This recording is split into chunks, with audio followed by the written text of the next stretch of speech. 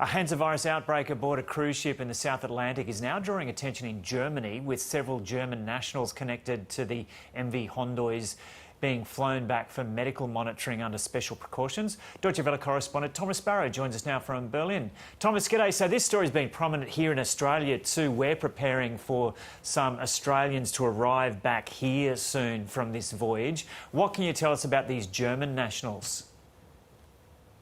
This story is prominent here in Germany and here in Europe as well. There's no doubt about that, because the ship actually had around 150 passengers from over 20 nationalities, but 70 of those passengers were actually European, from different countries: the UK, Spain, France, the Netherlands, Spain.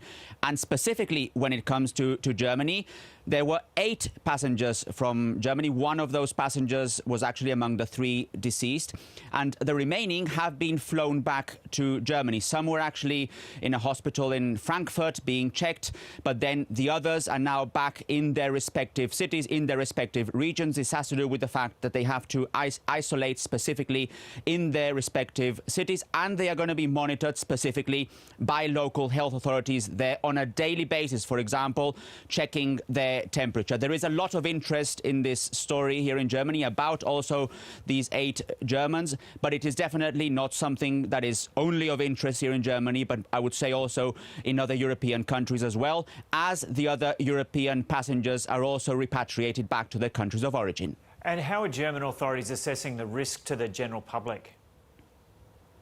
So the overall risk to the general public is being assessed as low, by the way, not only by Germany's health authorities, also from European health authorities. In particular, experts have stressed time and time again that it's important not to compare the hantavirus to, for example, the COVID, and not to expect a pandemic as we had with COVID. They've been stressing that there are clear differences in the way the virus spreads, in the way the virus also develops. So that is something very important from the health perspective. However, there is one important element that is a matter of concern for health authorities, and that's the fact that this specific variant of the hantavirus is being described as having a high mortality rate, so around 40 to 50%. And that's why, for those who are infected, for those who have symptoms, this hantavirus is particularly dangerous. But authorities have been stressing that for the general public, the risk remains very low. And how are other European countries reacting?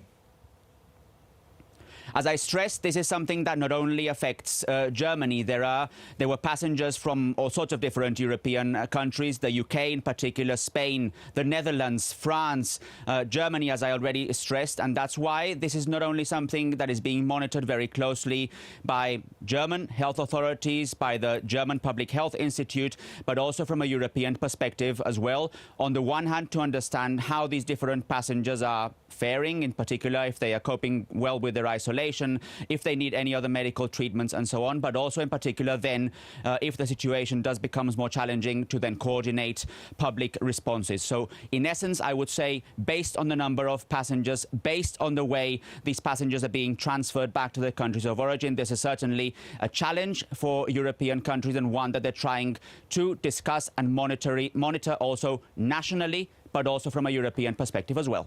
OK, Sparrow there in Berlin. British Prime Minister Keir Starmer has met one of his potential leadership challenges at Downing Street. This has only just happened. The meeting with Health Secretary Wes